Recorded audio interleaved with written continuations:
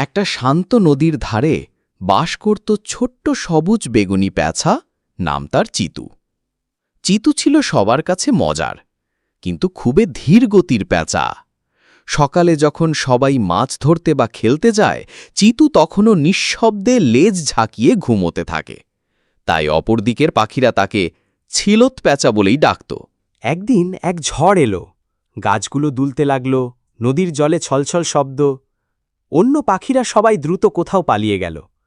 চিতু হাড়ভাঙা ভয় পেলেও নিজেকে দমিয়ে নদীর ধারেই থেকে গেল।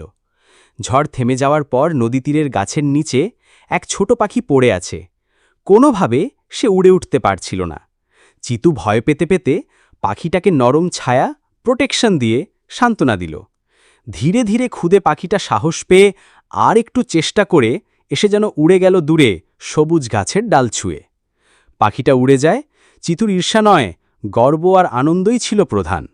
অন্য পাখিরাও ফিরে এলো, দেখল চিতু ভয় পেয়েও কষ্টে থাকা পাখিটিকে সাহস দিয়েছে, সত্যিকারের হিরো হয়ে উঠেছে।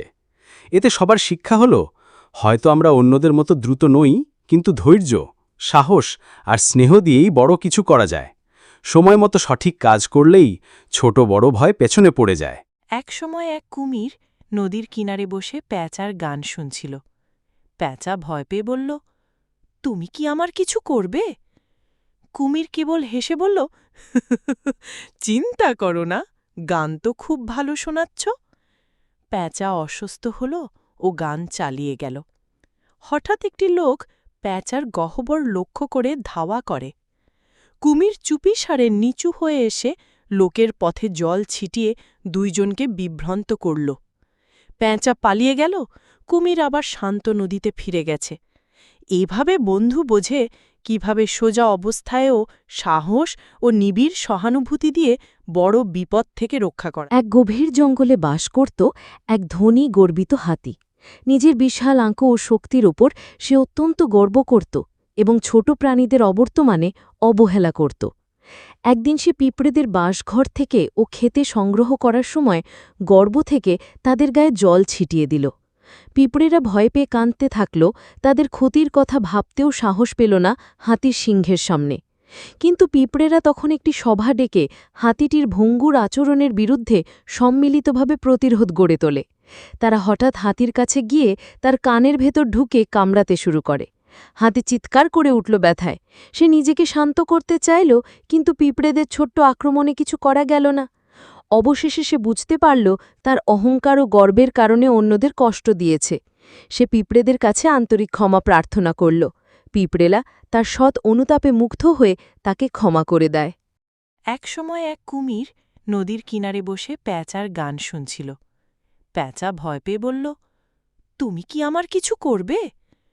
কুমির কেবল হেসে বলল, চিন্তা করো না, গান তো খুব ভালো শোনাচ্ছ। প্যাঁচা অসুস্থ হল ও গান চালিয়ে গেল। হঠাৎ একটি লোক প্যাঁচার গহ্বর লক্ষ্য করে ধাওয়া করে। কুমির চুপিসারে নিচু হয়ে এসে লোকের পথে জল ছিটিয়ে দুইজনকে বিভ্রান্ত করল। প্যাঁচা পালিয়ে গেল, কুমির আবার শান্ত নদীতে ফিরে গেছে। এভাবে বন্ধু বোঝে কিভাবে সোজা অবস্থায়ও সাহস ও নিবিড় সহানুভূতি দিয়ে বড় বিপদ থেকে রক্ষা করা যায়। একটি পোকা তৃষ্ণার্ত হয়ে পানি খোঁজে। নদীর ধারে গিয়ে পানির কাছে পৌঁছালে হঠাৎ করে সে ফেলে পড়ে যায় ও তলিয়ে যেতে থাকে। এ সময় পাশের গাছের ডালে থাকা একটি পাখি পোকাটির বিপদ দেখে। সে দয়া করেই একটি পাতা তুলে নদীতে ছুঁড়ে দেয়। পোকা সেই পাতায় চেপে পানি থেকে নিরাপদে তীরে ফিরে আসে। এরই মধ্যে একটি শিকারী এসে পাখিটিকে ধরে ফেলতে চাইছিল। সে শিকারী লক্ষ্য করে পোকা দ্রুত তার পায়ের গোড়ায় কামড় দেয়। এক ছিল একটি ছোট্ট পান্ডা, নাম ছিল গুটারা। গুটারা ছিল খুবই অলস। সে বারবার ঘুমাত, যথেষ্ট পরিমাণে খেত না আর কাজ করতে একদমই মন চাইত না। এক সকালে বনের সব প্রাণীরা নদীর ধারে জড়ো হয়ে উদ্বিগ্ন হয়ে বলল, নদীর পানি একেবারে দূষিত হয়ে গেছে, সবাই পীড়িত। গুটারা শুনে বলে, আমি চলি না, আমি তো বিশ্রামে আছি। কিন্তু ওখানকার আর কেউ আসতে সাহস পায়নি। মাছেরা মাঝখানে বাইরালের মতো কাঁদতে শুরু করল।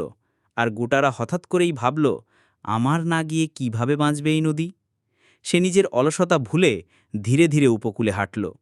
সে বিভিন্ন উদ্ভিদ ও ফুল থেকে স্বচ্ছ পানি তৈরি করার একটা বিশেষ উপায় বের করল।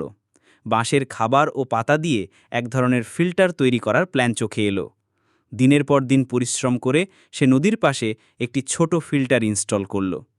অল্প কিছু সময়ের মধ্যেই নদীর পানি পরিষ্কার হতে শুরু করল। মাছেরা ফিরে ফিরে এলো আর বন্যপ্রাণীরা আনন্দে নাচতে লাগল। সবাই গুটারাকে ধন্যবাদ জানালো আর বলল যে শুধু অলসতা নয়, তবু একবার চেষ্টা করলে অনেক উপকার হয়। গুটারা তখন বুঝল অলসতা ছোট হয়ে গেল, কাজ করলে আনন্দও বেশি, ফলও বেশি। এক ছোট গ্রামে রহিম নামের একটি ছেলে থাকত। প্রতি সকালেই সে দুদুগ্ধ খেতে ভয় পেত। ভয়ে দুধ তার দাঁত খর্ব করে। একদিন বৃদ্ধ এক দাঁতের ডাক্তার এসে বললেন, সংযমী হচ্ছে উন্নতি, দুধ পান করো, তবে পরপর ব্রাশ করো। রহিম সেই পরামর্শ মেনে চলল। প্রতিদিন সকালে দুধ পান করে পরের কয়েক মিনিটে দাঁত পরিষ্কার করল। কিছুদিন পর দাঁত ভালো থাকে ও সুস্থ থেকেও শক্তিশালী হয়। সে বুঝল ভয় নয়, সচেতনতা ও নিয়ম মানাই স্বাস্থ্য ও উন্নতির চাবিকাঠি। একবার এক ছোট গ্রামে টিয়া নামে একটি খরগোশ ছিল। টিয়া ছিল খুব উৎসুক, শিক্ষার আগ্রহে পূর্ণ। সে নিত্যদিনের চলাচলের মাঝে পাহাড়ি নদীর ধারে একটি ছোট কচ্ছপ নাম টুকু দেখতে পায়। প্রথমে খরগোশ টিয়া প্রভূত গতিতে দৌড়িয়ে চলে, কিন্তু টুকুর শান্ত, ধীর খাওয়া প্রশান্ত মেজাজ খরগোশকে অবাক করে তোলে। টিয়া ভাবল, টুকু কেন এত ধীর? সে কি খেলায় বা চলাফেরার দক্ষ নয়? একদিন টিয়া ভাবল, টুকুর কাছ থেকে ধৈর্য ও স্থিরতা শেখা উচিত। সে ধাপে ধাপে টুকুর সাথে দৌড়াতে বা হাঁটতে শিখতে শুরু করল এবং লক্ষ্য করল, কম গতিতে হলেও স্থিরভাবে এগোলেই পথ অতিক্রান্ত করা যায়। এভাবেই টিয়া টুকুর থেকে ধীরে চললেও সময় নিলেই কাজ যত্ন সহকারে করা যায় শেখে।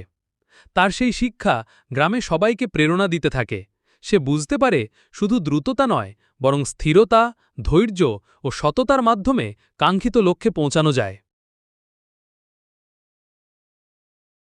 Once upon a time, in a lush forest, there lived two best friends, a rabbit named Lucky and a squirrel named Sammy.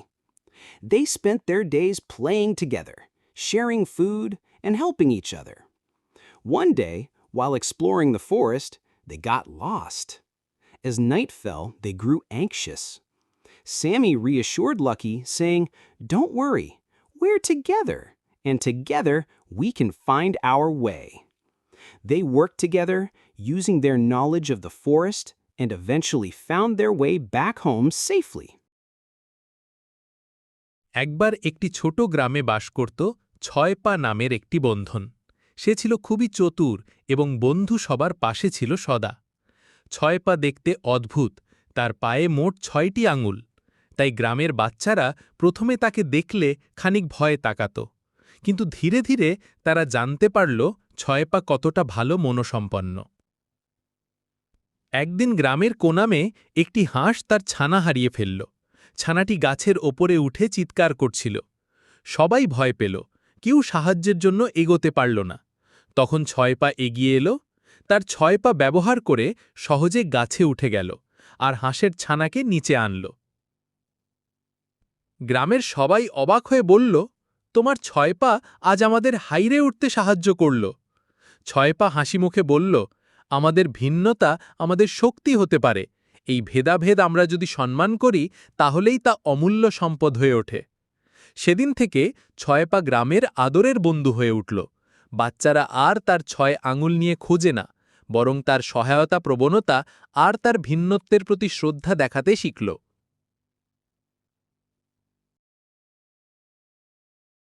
এক গ্রামে একটি শুকনো মাটির কোণে এক বীজ পড়ে।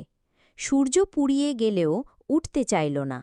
গ্রামের এক শিশুটি প্রতিদিন সেই দানায় জল ঢালা শুরু করল। খুব ধীরে মাটি ভিজতে লাগল। বীজ ফেটে শ্যামলা মুদ খুলল। সময়ের সাথে ছোট্ট ছড়া গাছ হয়ে উঠল, ফুল ফোটাল। ফুলের সুগন্ধ ছড়িয়ে পড়ল চারদিকে। গ্রামের মানুষ হতবুদ্ধি আনন্দ পেল, এক ফোঁটা জল এবং ধৈর্যের জাদু কি বড় পরিবর্তন আনতে পারে।